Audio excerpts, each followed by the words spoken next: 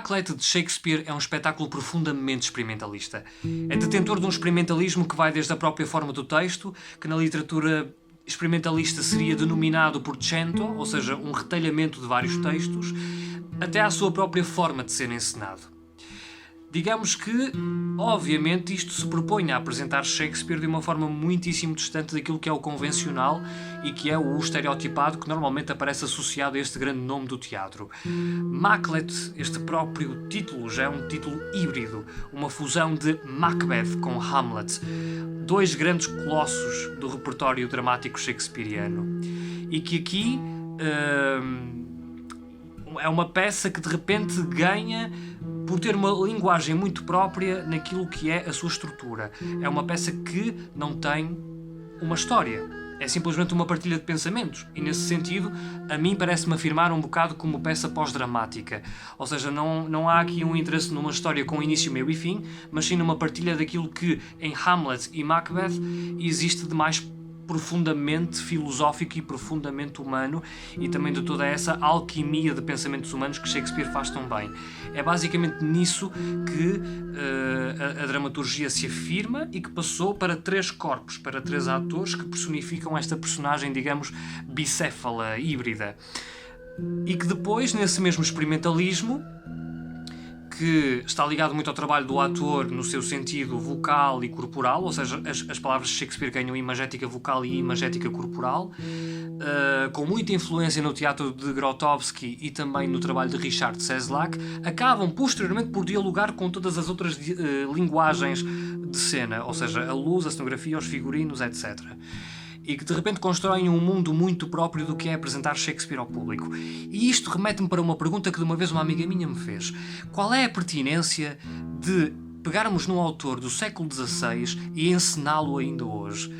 Obviamente que isto é quase que a pergunta que qualquer encenador faz quando pega num certo texto, mas é uma pergunta que não deixa de ser pertinente e muito provocadora, e que pego nela agora para deslocar este depoimento para os tempos atuais. Digamos que, ao pensarmos no caso de Macbeth e de Hamlet, a ideia de haver um vírus que leva à reclusão do ser humano não é muito diferente. Sendo que, nestas histórias, o vírus é a mente e a reclusão é a prisão de pensamentos em que estes homens se encontram. E que, de repente, dentro desta prisão, a mente, que é o vírus, começa a suscitar uma série de ansiedades, de desejos que têm imensos obstáculos pela frente, que obviamente mexem muito com os caprichos do ego de cada um e que despletam pânicos, despletam questionamentos e, claro, tudo isto posto de uma forma muitíssimo poética. E que não é muito diferente do que provavelmente estará a acontecer a muita gente neste momento, em que o isolamento desperta muito estes muitos pensamentos por parte da nossa mente, que nos afligem, que nos provocam ansiedade, que nos fazem questionar como é que será o futuro, como é que será o nosso amanhã, mas de repente o próprio Shakespeare parece que nos diz que podemos, se calhar, não levar tão a peito esses mesmos pensamentos, se calhar observando-os de fora e encontrando a poesia que pode provavelmente existir nessa ânsia, nesse sofrimento, nessa inquietação, possamos descobrir um lado bastante criativo que existe dentro de nós como simplesmente existência humana.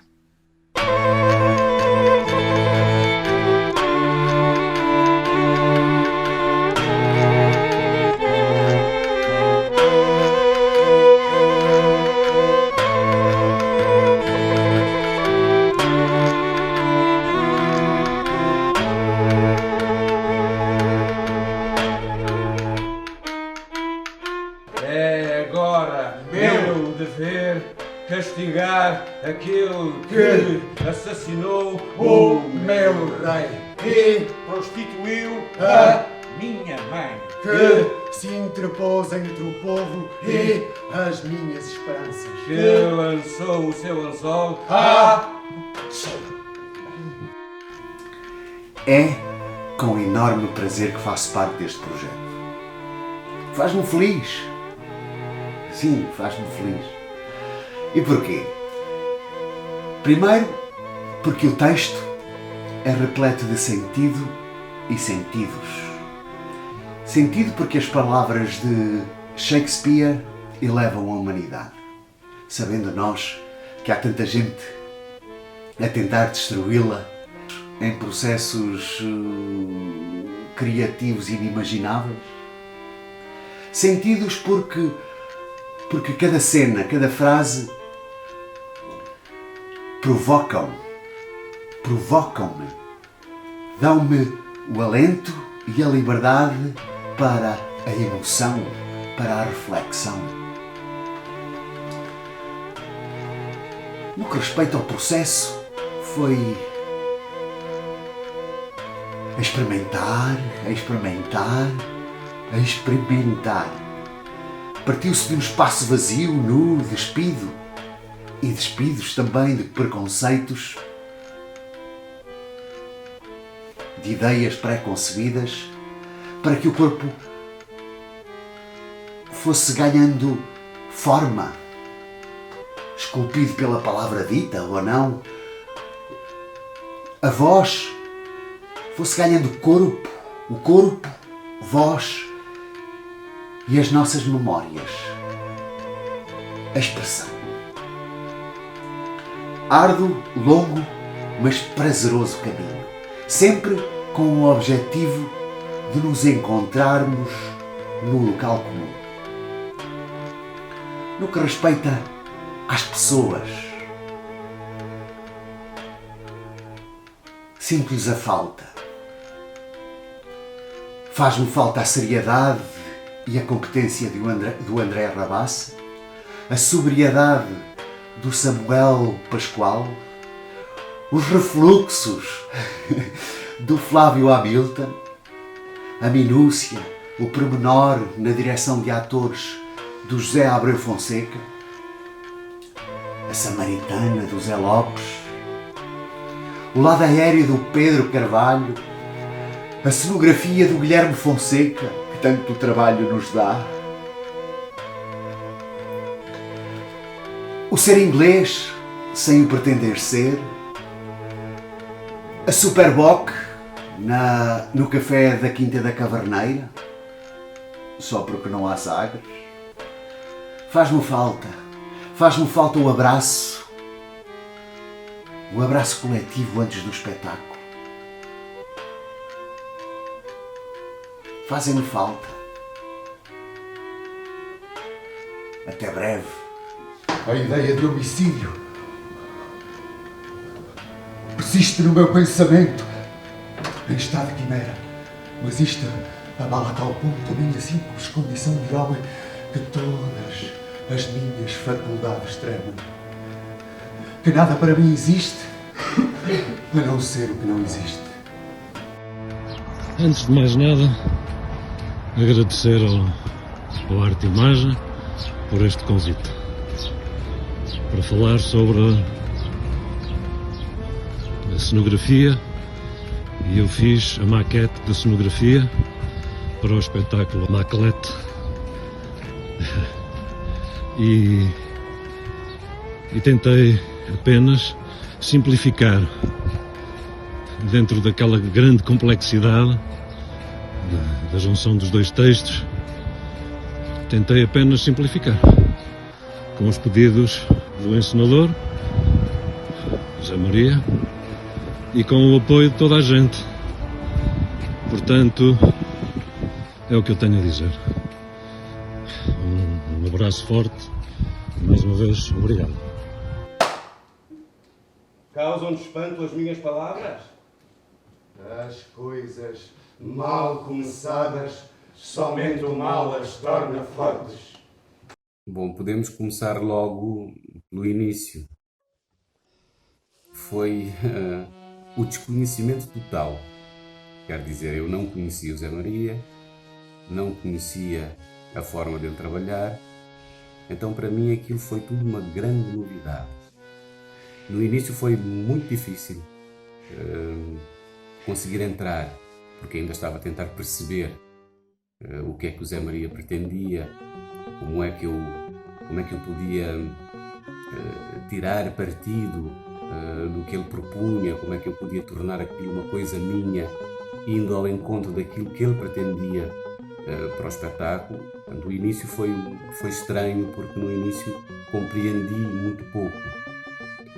Mas depois eu percebi que a única forma que eu tinha para conseguir fazer um trabalho aceitável ou bom era confiar inteiramente no Zé Maria, porque ele conhece muito bem aquela forma de trabalhar, ele sabe muito bem o que é que quer dos atores, sabe muito bem o que é que quer do espetáculo, e ele é fundamentalmente um diretor de atores.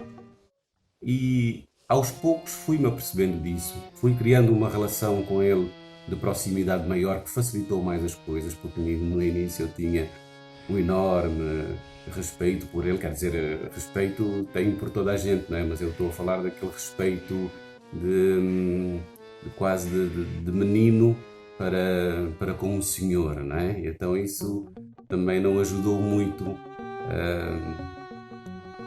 a entrar no espetáculo da melhor forma, não é? Mas à medida que as coisas foram avançando, fui-me percebendo que de facto ele sabia muito bem o que queria, sabia muito bem para onde queria levar o espetáculo e que podia estar completamente à vontade, que seguindo também a minha intuição e recorrendo a alguma experiência que já vou tendo a fazer teatro, podia chegar a bom porto. E a verdade é que depois acabamos por fazer um espetáculo de execução muito difícil, mas um espetáculo que eu creio que acabou por ficar à medida dos nossos sonhos, e é um prazer imenso voltar àquele espetáculo, mesmo tendo em conta a sua extrema dificuldade. Quando nós conseguimos fazer aquele espetáculo, fazê-lo bem, acabar é uma sensação de suspensão, de prazer, de leveza indescritível. Portanto,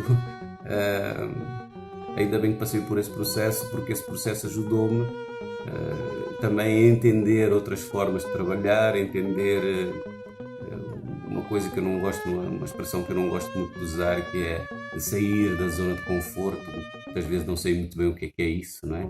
Mas se houve algum espetáculo em que tive que sair de facto da minha zona de conforto, foi sem dúvida o Macbeth, para no final ser muito confortável, pensar que conseguimos talvez exatamente aquilo a que nos propusemos fazer, e acho que foi um espetáculo feliz. Perdi toda a minha alegria. A própria terra me parece estéril promontório. O céu, esplêndido do céu, teto majestoso, magnífico firmamento cheio de chamas de ouro. Para mim, mais não é que pastilenta emanação de vapores.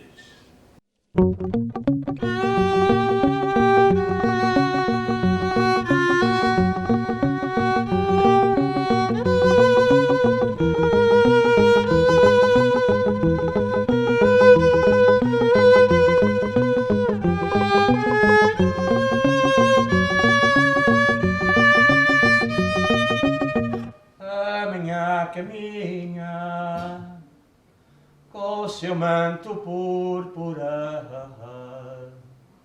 através do orvalho daquele monte alto ao oriente. Falar de Macbeth é também falar de reencontros. O reencontro feliz com o meu querido amigo José Abreu Fonseca, encenador do espetáculo, e que em boa hora lançou este desafio de Shakespeare ao Teatro Arte e Imagem. É falar do reencontro com o artista plástico Guilherme Fonseca, com o músico Alfredo Teixeira, com o Luísa Pinto, o Samuel Pascoal, o reencontro com o ator Carlos Martins, que aceitou o desafio de, comigo e com o Flávio Hamilton, ator residente da companhia, dividir o palco. Foi um desafio imenso, um teatro físico, um teatro do gesto, mas essencialmente também um teatro da palavra. Muito obrigado, José Maria. Muito obrigado a todos e a toda a equipe residente do Teatro Arte e Imagem. Tenho saudades dos palcos. O ator é uma espécie de um ser anfíbio. Quando não está no palco, sente essa eterna necessidade de voltar a ele, como se necessitasse de respirar. Eu preciso do aplauso, preciso de dar para receber o aplauso. Tenho saudades dos palcos. Até um próximo reencontro. Abraço a todos. Creio que vi o meu pai desprezando a fortuna, espada ainda a fumegar de sanguinolenta carnificina, filho amado da vitória, talhando passagem através das fileiras, nem lhe apertou a mão, nem lhe deu os bons dias, sem o rachar a meio da barriga à boca. Não receio morte, nem destruição. Não receio morte, nem destruição. Não receio morte, nem destruição. Não receio morte, nem destruição. Não receio morte, nem destruição. Não receio morte, nem destruição. Não receio morte, nem destruição. Não receio morte, nem destruição. Não receio morte, nem destruição.